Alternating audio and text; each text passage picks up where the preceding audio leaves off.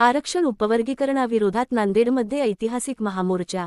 नांदेड अनुसूचित जातीच्या आरक्षणाचे अ, ब, क, ड असे उपवर्गीकरण करण्याच्या प्रक्रियेविरोधात अनुसूचित जातीतील 59 जातींच्या वतीने रविवारी दिनांक 9 ऑगस्ट नांदेड येथे भव्य महामोर्चाचे आयोजन करण्यात आले। शहरातील ITI परिसरातील महात्मा फुले यांच्या पुतळ्यापासून सुरू झालेला हा मोर्चा शिवाजीनगर मार्गे जिल्हाधिकारी कार्यालयावर धडकला। मोर्चात समाजबांधवांचा उत्स्फूर्त आणि लाखोच्या संख्येने सहभाग होता। या मोर्चा दरम्यान उपवर्गीकरणाचा निर्णय रद्द करावा तसेच घटनात्मक आरक्षणाचे संरक्षण करावे अशी प्रमुख मागणी करण्यात आली। यासंदर्भातील निवेदन जिल्हाधिकाऱ्यांमार्फत राष्ट्रपती, राज्यपाल आणि मुख्यमंत्री यांना पाठविण्यात आले। या महामोर्चात रिपब्लिकन सेनेचे अध्यक्ष आनंदराज आंबेडकर, माजी सामाजिक न्यायमंत्री चंद्रकांत हंडरे, माजी सामाजिक न्यायमंत्री तथा चर्मकार महासंघाचे अध्यक्ष बबनराव घोलप, राष्ट्रीय थोर समाज संघटनेचे संस्थापक तथा प्रदेश महासचिव परशुराम इंगोले, आंबेडकर चळवळीचे युवा नेते अमन आंबेडकर तसेच सम्राटचे संपादक कुणाल कांबळे यांची प्रमुख उपस्थिती होती। मोर्चामध्ये मोठ्या प्रमाणावर नागरिक सहभागी झाले होते। या महामोर्चाच्या यशस्वी आयोजनासाठी आरक्षण उपवर्गीकरण विरोध कृती समितीचे भंते पय्याबोधी थेरो, ज्येष्ठ आंबेडकरी नेते रमेश सोनाळे, इंजिनियर अशोक गायकवाड, इंजिनियर भरतकुमार कानिंदे, राहुल प्रधान, मनोज वाघमारे, मनीष कावळे, माधव गायकवाड, प्रकाश दीपके, कुलदीप राक्षसमारे, भगवान ढगे, सुखदेव चिखलीकर, प्राध्यापक राजू सोनसळे, प्राध्यापक सतीश वागरे, मनोहर सोनकांबळे, संदीप मांजरमकर, नामदेव फुलपगार, राहुल चिखलीकर, सुरेश हटकर, गब्बर सोनवणे यांच्यासह अनेक पदाधिकारी व कार्यकर्त्यांनी पुढाकार घेतला।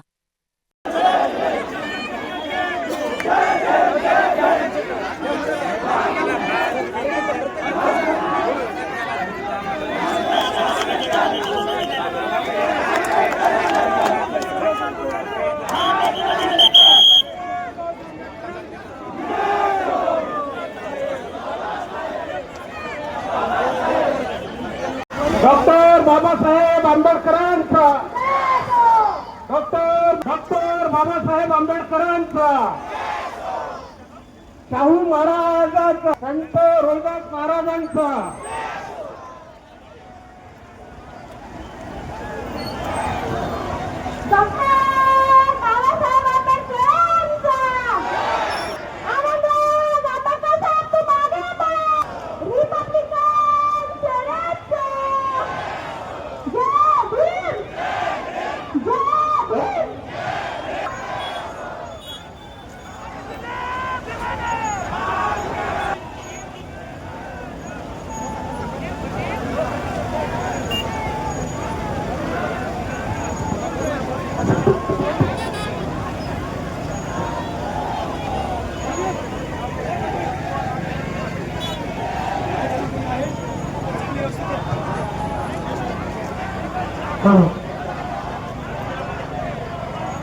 परंतु मित्रांनो 1 ऑगस्ट 2024 रोजी या देशाच्या सुप्रीम कोर्टाने निकाल दिला की अनुसूचित जातीमध्ये काही जाती या मागास आहेत आणि त्या जातींना सामाजिक न्याय देण्यासाठी अनुसूचित जातीचे आरक्षण उपवर्गीकरण झालं पाहिजे।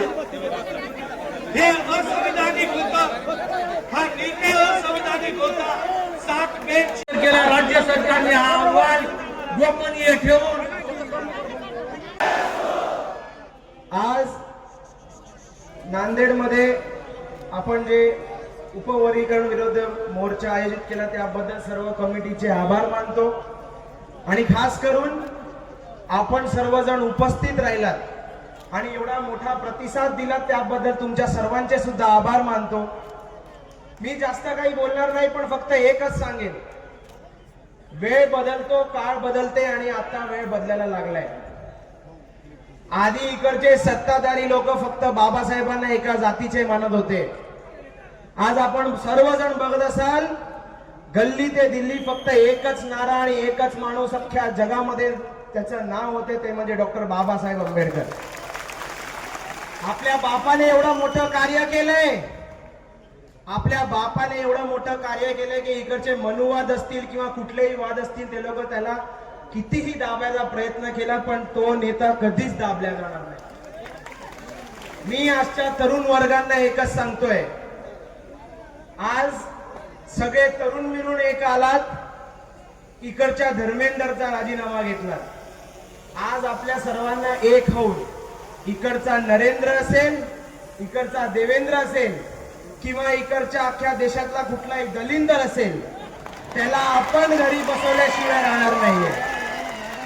आणि जाता जाता एकच सांगतो की या सरकारला सांगतो की तुम्ही किती बी लावा शक्ती, तुम्ही किती बी लढवा युक्ती, तुम्ही करा रे किती बी अल्लाह, लय मजबूत भीमाचा किल्ला.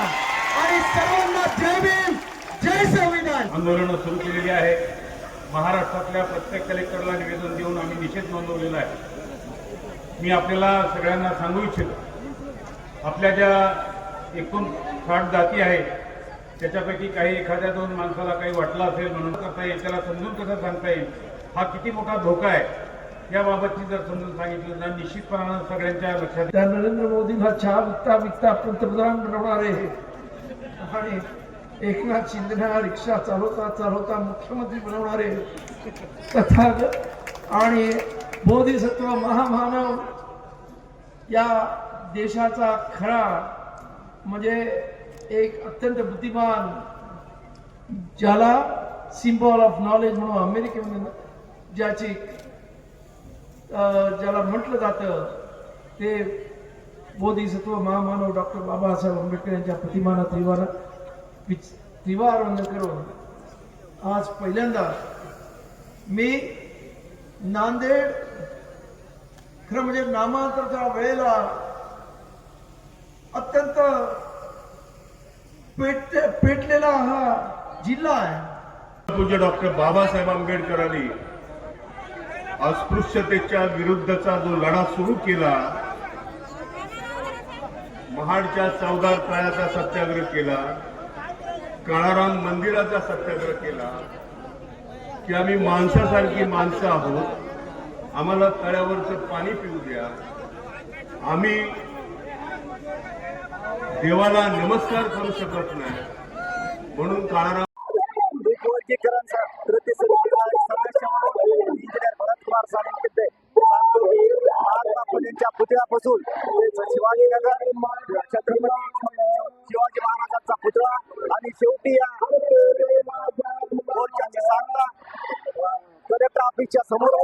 त्यामध्ये या मोर्चामध्ये आदरणीय आनंदरावजी आंबेडकर, आदरणीय चंद्रकांतजी हांडोरे, आदरणीय बबनरावजी घोलप साहेब, आदरणीय कांबळे साहेब आणि विविध पक्षाची लोक या मोर्चामध्ये सहभागी आहेत. आणि सर्व 16 तालुक्याची आणि सर्व जाती धर्माची लोक या मोर्चामध्ये सहभागी आहेत. आणि तुम्ही बघताय जवळजवळ 2 लाखाचा समूह या मोर्चामध्ये सहभागी झालेला आहे. आणि शेवटी या मोर्चाचं रूपांतर सभेमध्ये होणार आहे. आणि या सभेमध्ये आदरणीय आनंदरावजी आंबेडकर, आमनजी आंबेडकर आणि भीमरावजी आंबेडकर यांचे प्रतिनिधी घोलप साहेब, आदरणीय हांडोरे साहेब हे त्या ठिकाणी आपल्याला मार्गदर्शन करणार आहेत. जय क्रांती. जो मोर्चा निघालेला आहे तो अति विराट मोर्चा सुरुवात झालेली आहे. आणि या मोर्चाला आदरणीय आनंदरावजी आंबेडकर साहेब आणि महाराष्ट्राचे माजी सामाजिक न्याय मंत्री विद्यमान खासदार चंद्रकांत हांडोरे साहेब, घोलप साहेब आणि सर्व मान्यवर मंडळी या कार्यक्रमाला उपस्थित झालेली आहे. आणि मोठ्या प्रमाणामध्ये भीमसैनिक आणि सर्व जाती धर्माचे लोक या आंदोलनामध्ये मोठ्या संख्येने उपस्थित झालेले आहेत. मी सर्वांचे आभार व्यक्त करतो आणि मान्यवरांचे पण आभार व्यक्त करतो की आपण जो शासनानं जो निर्णय दिलेला आहे ते चुकीचा आहे आणि चुकीच्या पद्धतीनं 2 समाजामध्ये तेढ निर्माणचं काम करण्याचं काम हे बीजेपी सरकार करत आहे. त्याच्या निषेधातच हा मोर्चा विराट मोर्चा असा नांदेडमध्ये निघालेला आहे. नांदेड महाप्रचंड मोर्चा निघाला.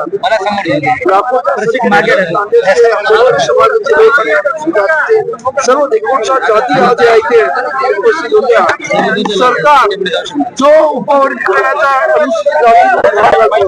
त्याच्या विरुद्ध हा जन आक्रोश या इथे उमटला होता. आणि त्यामुळेच सरकारला आमचं सांगणं आहे आणि खास मुख्यमंत्र्यांना जे सतत हे उपवर्गीकरण सरकार अशा पद्धतीच्या घोषणा करतायत, होश में आओ. इथे धर्मेंद्रचा राजीनामा झालेला आहे दिल्लीत, तिथे महाराष्ट्रात देवेंद्रचा व्हायचा नसेल तर होश में आओ एवढं एक विषय असा आहे की धर्मेंद्र प्रधानाच्या राजीनाम्यासाठी काँग्रेसने जो काही आंदोलन केलं होतं म्हणजे सातत्य होते, ते हटले नव्हते. मराठा आरक्षणाच्या बाबतीत देखील असं झालं की ते हटले नाही. मग असं सातत्यपूर्ण आंदोलन होणार आहे का? होय, सातत्यपूर्ण आंदोलन आहे. जवळजवळ 10 मोर्चे माझे आतापर्यंत झालेले आहे. आता उद्या माझा पहिला मोर्चा आहे, परवा अंबेजोगाईला आहे, परवा संभाजीनगरला आहे. कंटिन्युअस जिल्हा आणि तालुकावार मोर्चे आहेत. विधानसभा म्हणजे हिवाळी अधिवेशन चालू होईपर्यंत हे मोर्चे चालू राहतील आणि त्यानंतर विधानसभेला आम्ही घेराव घालणार आहोत. जरा ऐकून आहे बऱ्याच सांगायला गेलं तर 9 ऑगस्ट रोजी हे मोर्चा होत आहे. आमच्या आज 2 महिन्यापासून हा मोर्चाचे आंबेडकरी चळवळीतले तरुण पोरं व ज्येष्ठ नेते व कार्यकर्ते आंबेडकरी चळवळीमधले काम करत होते. तर बऱ्याच दिवसापासून हा मोर्चा काढायचा समजांचं एक ध्येय होतं. त्याच्यासाठी हा मोर्चा भव्य दिव्य मोर्चा झाला यशस्वी. या मोर्चानं बी या मनुवादी सरकारला जर जाग आला नाही तर येणाऱ्या काळात याच्यावर मोठमोठे आंदोलनं होतात. उपवर्गीकरणाचा जे काय विषय, जे काय डाव या मनुवादी सरकारनं घातलेला आहे या महाराष्ट्रामध्ये 59 जातीला फोडण्यासाठी, हा जर डाव जाग्यावर थांबवण्यात आला नाही तर आंबेडकरी चळवळीतर्फे मोठे आंदोलन होते, मोठे आंदोलन होतात. आजच्या मोर्चा RSSच्या आणि भारतीय जनता पार्टीच्या काही लोकांनी मातंग समाजाच्या काही लोकांना हाताशी धरून मातंग समाजाचं डोकं खराब केलं आणि आरक्षणाच्या उपवर्गीकरणाचा घाट घातलेला आहे.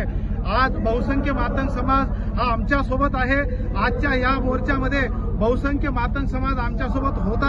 आम्ही हिरिहिरीने या ठिकाणी डॉक्टर बाबासाहेब आंबेडकरांसह साहित्यरत्न अण्णाभाऊ साठे यांचे नारे देत मोर्चामध्ये सहभागी झालोत. आम्हाला उपवर्गीकरण नको आहे, एकंदरीतच मातंग समाजाला सुद्धा उपवर्गीकरण नको आहे. परंतु फडणवीस सरकार, मला माहित नाही काय त्यांचा अजेंडा आहे, मला वाटते त्यांना पूर्ण आरक्षणच रद्द करायचं आहे. म्हणून काही लोकांना हाताची धरून त्यांनी हा घाट घातलेला आहे. आजचा नांदेडचा मोर्चा म्हणजे त्या फडणवीस सरकारच्या म्हणजे एक चपराक त्यांना एवढा मोठा मोर्चा होता. बहुसंख्य लोकांनी या मोर्चासाठी प्रयत्न केले, मेहनत घेतले. सर्वच्या सर्व 58 जातीच्या सर्व लोकप्रतिनिधींचे आम्ही आभार व्यक्त करतो. जय भीम.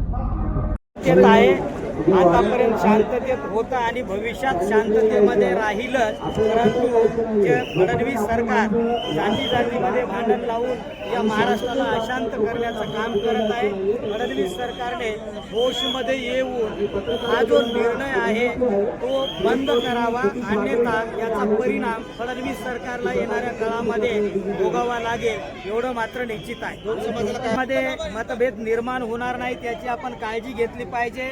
कोणीही कोणत्या समाजाच्या विरोधामध्ये, कुठल्याही महापुरुषांच्या विरोधामध्ये अर्वाच्य भाषेचा वापर करू नये. सर्व महापुरुष एकच विचारधारेवर काम करणारी आपल्या देशात झालेली आहेत आणि त्या महापुरुषांची जी विचारधारा आहे ती सर्व मानव जातीचं कल्याण करणारी आहेत. त्यामुळे महापुरुषांचा आदर सन्मान या देशामध्ये झाला पाहिजे आणि कुठल्याही जातीचा विरोध आपण न करता आपण सगळे भाऊबंद आहोत ही मनाची भावना बाळगून भाईचारा या देशामध्ये महाराष्ट्रामध्ये वाढला पाहिजे. आपण एकमेकांचे शत्रू नसून एकमेकांचे भाऊ आहेत ही भावना आपल्या मनामध्ये आपण रुजवली पाहिजे. धन्यवाद.